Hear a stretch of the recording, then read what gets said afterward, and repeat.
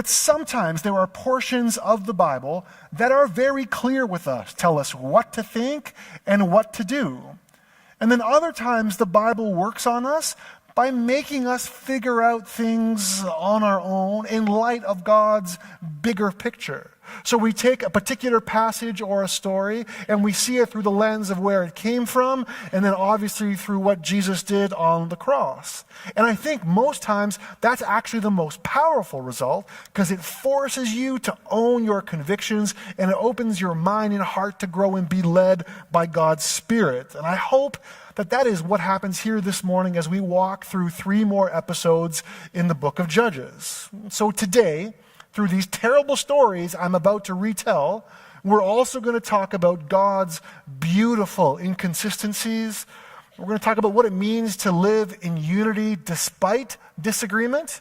And then towards the end, we're going to talk about how pro skater Tony Hawk, what he teaches us about God's face. It's going to be great. You're going to love it. Anyways, Judges rolls on like this, chapter 10. And just a heads up, tough stories again, so buckle up. And then the people of Israel went back to doing evil in God's sight. They worshiped the Baal gods and Ashereth goddesses, gods of Aram, Sidon, and Moab, gods of the Amorites and Philistines. They just walked off and left God, quit worshiping him. And God exploded in hot anger at Israel and sold them off to the Philistines and the Ammonites, who, beginning that year, bullied and battered the people of Israel mercilessly. For 18 years they had them under their thumb, all the people of Israel who lived east of the Jordan in the Amorite country of Gilead. Then the Ammonites crossed the Jordan to go to war also against Judah, Benjamin, and Ephraim, and Israel was in a bad way. The people of Israel cried out to God for help. We sinned against you. We left our God and worshipped the Baal gods. And God answered the people of Israel, when the Egyptians, Amorites, Ammonites, Philistines, Sidonians, even Amalek and Midian oppressed you, and you cried out to me for help, I saved you from them.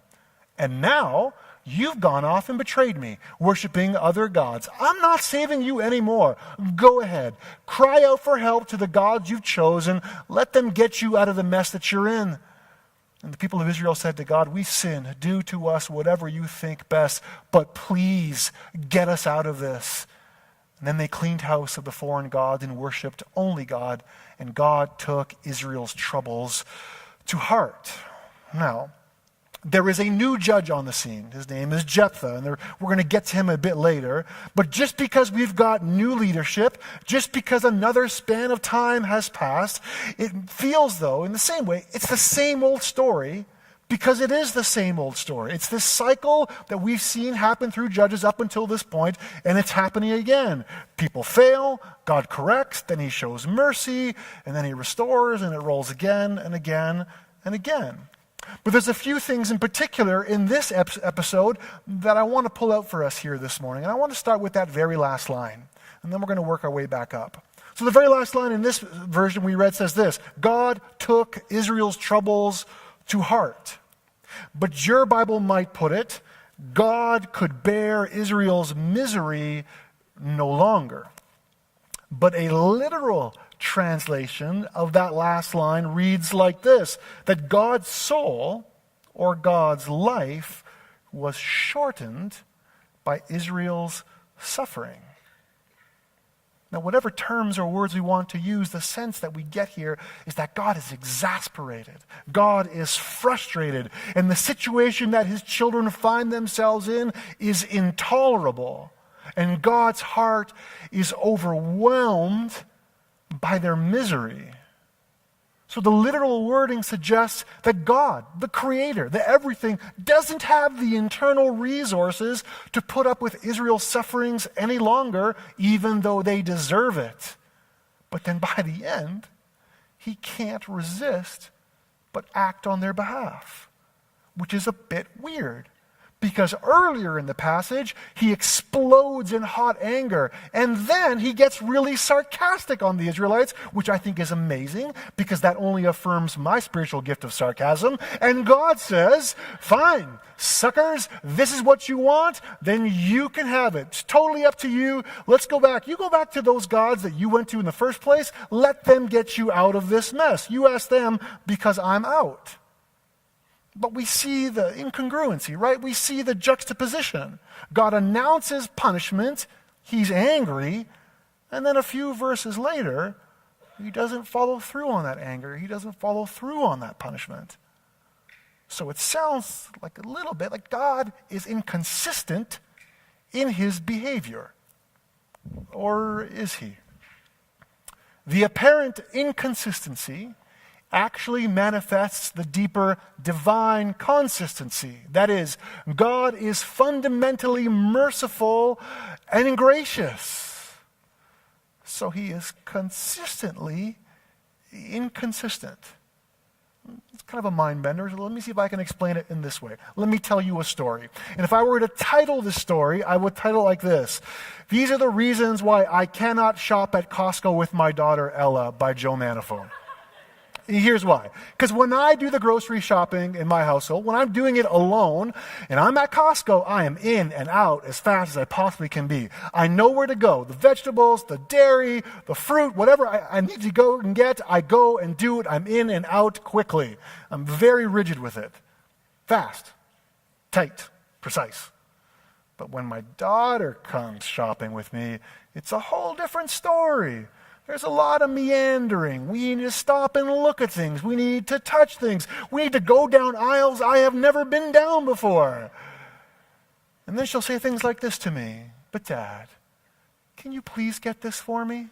And usually I'm pretty strong. I'm like, "No, put that down. Nobody needs 9 boxes of Count Chocula. Put that away. We don't need that."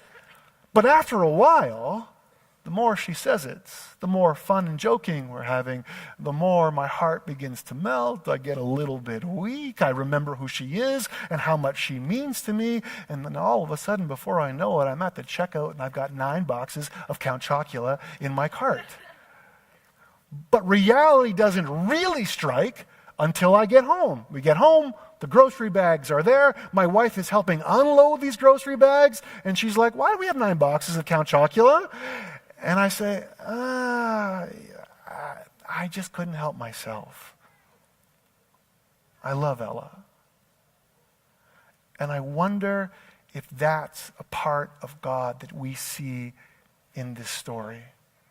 That even though you and I deserve everything that we have coming to us, God's heart melts when he remembers who we are and how much he loves us. And his response to our mistakes is grace and mercy and love. It is a consistently inconsistent picture of a God who remains faithful to a persistently faithless people. And how amazing is that? So maybe the big challenge for us at the beginning of this message is this: what is the image or picture of God that you have in your mind or in your heart? What picture was first placed there by someone way back in the day? Is God angry? Is he bloodthirsty? Is he ruthless? Is he hovering and is he big brother? Is he watching every one of your moves, waiting for you to mess up? Or is it a different image of a God who remembers who you are, remembers how much he loves you, whose heart melts especially when things go sideways for you? So the question to you this morning is this: the picture of God that you have in your heart and in your mind, what does it look like? And if you need to replace a false picture this morning, then I suggest that you do so. Because the picture the scriptures give us is a God who meets us in the middle of our messes, not a God who distances himself when we mess up. And Judges picks up that theme. And we're going to continue in this story here now. Judges is going to give us a better picture of who God is by describing who he's not. Story continues, and again, just a warning, this is a tough story to swallow as well. God's Spirit came upon Jephthah, and he went across to Gilead and Manasseh. He went through Mizpah and Gilead, and from there approached the Ammonites. And Jephthah made a vow before God. If you give me a clear victory over the Ammonites, then I'll give to God whatever comes out of the door of my house to meet me when I return in one piece from among the Ammonites. I'll offer it up as a sacrificial burnt offering. Now put a pin in that. That's going to be important later. And then Jephthah was off to fight the Ammonites, and God gave them to him. He beat them soundly all the way from Aror to the area around Minnith as far as Abel Keramim. 20 cities, a massacre. Ammonites brought to their knees by the people of Israel. And Jephthah came home to Mizpah, and his daughter ran from the house to welcome him home, dancing to tambourines. She was his only child. He had no son or daughter except her. And when he realized who it was, he ripped his clothes, saying, my dearest daughter, I am dirt. I'm despicable.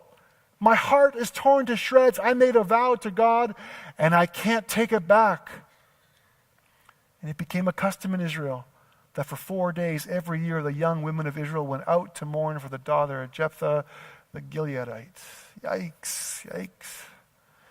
There's a lot to unpack here, so let's break it down into some bite-sized pieces and see how it actually applies to you and me today. So let's start with the first few words of this passage where it says that the Spirit of God came upon Jephthah. And whenever we see that terminology in scriptures, it's meant to affirm God's involvement in someone's life and how he empowers the person in question. Now, what it doesn't mean is that God somehow overtakes them, or that God possesses them, or God overpowers them and forces them to do something or perform in a certain way. There needs to be some sort of human cooperation. God invites us to be about his business, but only if we want to do it. However, what we see here in Jephthah is a bit strange. Is that even though he is empowered by God, even though the Spirit is upon him, he still makes poor decisions. So then for you and I, God can commission us towards his ends, but that doesn't necessarily protect us from making mistakes. And when we make mistakes like that, God, in a way, is powerless to intervene because of the great respect that he has for our free will. So hang on to that. Hang on to that piece. Let it float there for a bit. Let's go to the next section. So the Spirit of God is upon Jephthah, and then he makes this stupid vow that leads to human sacrifice. So when Jephthah makes this ridiculous, unnecessary, and fatal vow, it's like God stands back and looks on in disbelief. There's a few things we need to pay attention to here. That God had already empowered Jephthah with his Spirit, so there was no reason for a vow to be made. God didn't ask for it, and God certainly didn't mandate that he would carry through on it. Beyond that, they didn't win the battle because of it. So why does Jephthah make this vow? He makes this vow in an effort to manipulate God. He's saying sort of like, if you give me the win, then I'll sacrifice anything you want right to you. And in that moment, Jephthah is doing what idolaters do, not what Israelites do, faithful Israelites are called to.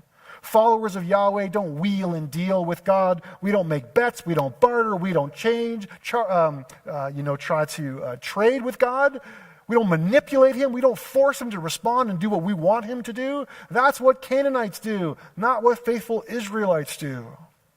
And like we've said all along in this series, the final destination for disobedience and sin is always death. And that's what we get here with Jephthah and his daughter. She dies. In fact, she's actually burned alive. And this is not a picture of something that God wants. This is not a vow that God wants fulfilled. This is not something that God has mandated. Plus, Jephthah should have known, actually he did know, that the Torah actually outlaws and condemns human sacrifice. So then, the making of the vow is an act of unfaithfulness. Jephthah desires to bind God rather than embrace the gift of the Spirit. What comes to him freely, he seeks to earn and manipulate. The meaning of his words is doubt, not faith. It is control, not courage. To such a vow, God makes no reply. And if you notice in the story that we read, God is silent. Because human sacrifice is the kind of things that Canaanites do. It's not a practice of the Israelites, people who are in a covenant relationship with the one and only true God. So then for those of you who have been around church for a while, or perhaps you have a grasp of the general Bible stories, this might make you think of another story, the story of Abraham and Isaac. It seems like a similar situation, except there is a difference. Why did God step in and spare Isaac, and why didn't he step in and spare Jephthah's daughter? What's the difference between these two? It's a good question, and here's the short answer. So Abraham grew up not knowing Yahweh.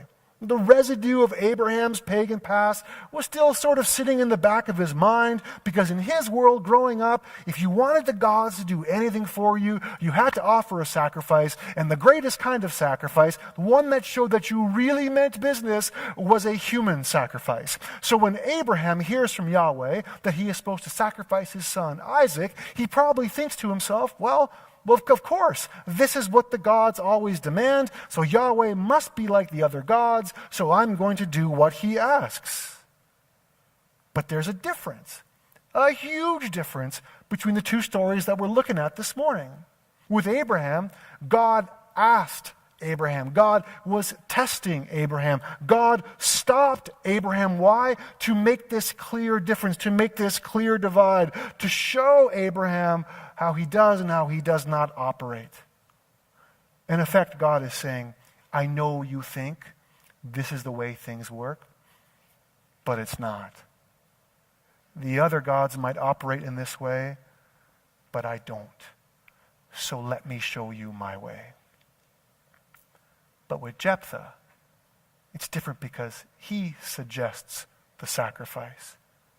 And the terrible part is, he would have known the Abraham story. He would have known that the Torah condemned this. He should have known that God's hand cannot and will not be forced into action, because God does not will human sacrifice.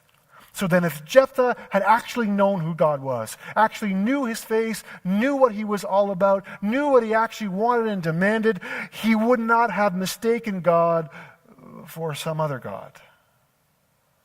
So I guess the question from here is this: what does this story have anything to do with you and me today? So here's what I think we should do. Let's come up for air a little bit. We've gone through some pretty heavy stuff here in the last few minutes, so I'm going to tell a story that's a bit on the lighter side, but I think when we connect the dots, it's going to draw a meaning from what we've just talked about so far. Okay, so track with me. Someone please tell me, who's this? Who is this?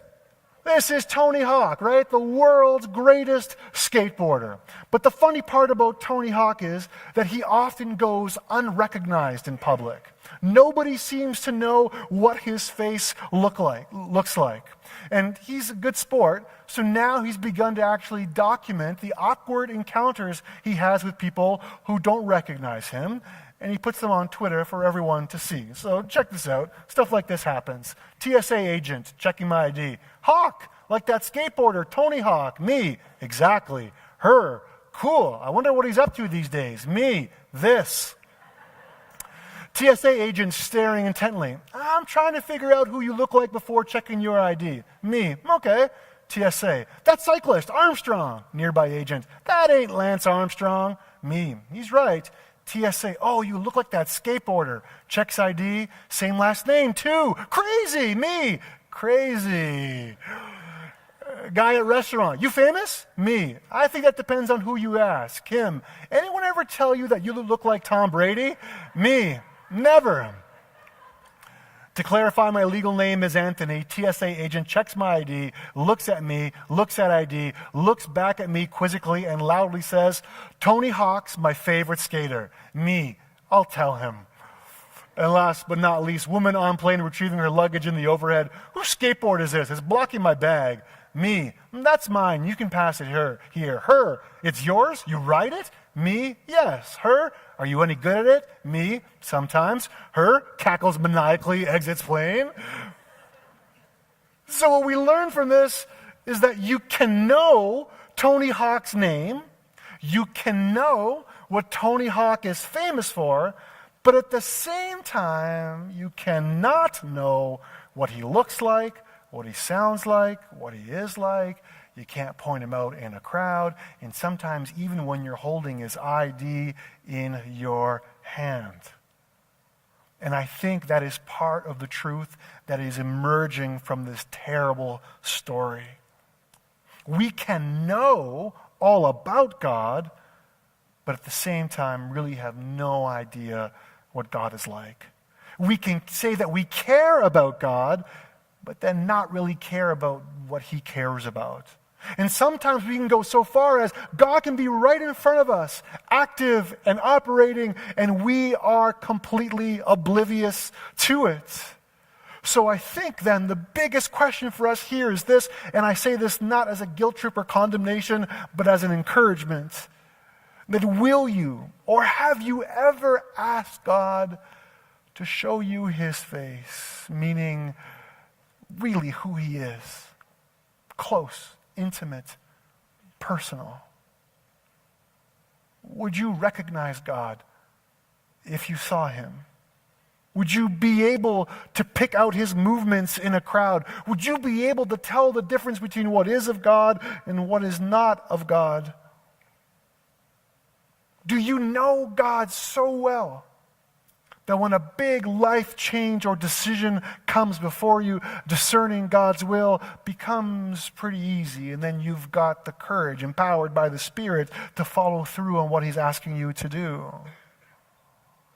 If not, I encourage you in this way this morning. I encourage you to ask God to burn his face into your mind, that his movements would become so recognizable for you.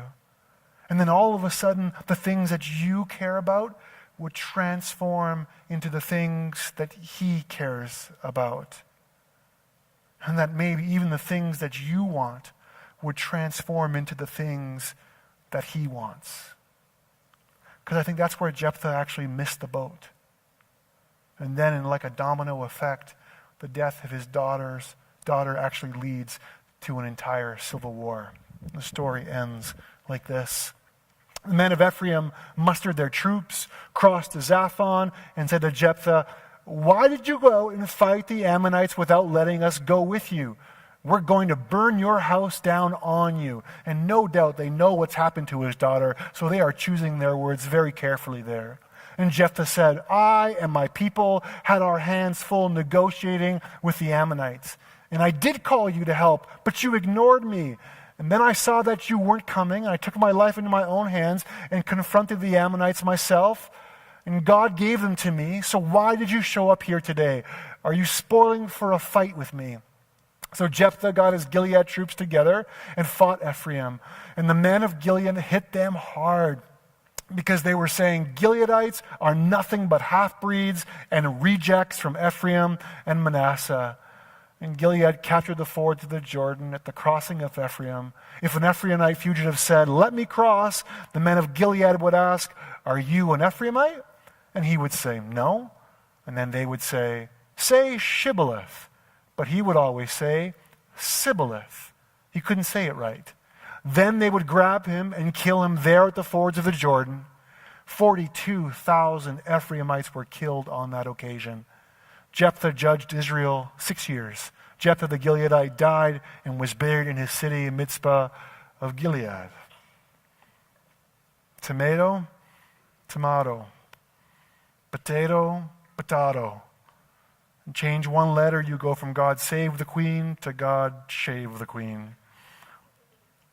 Sibboleth, shibboleth.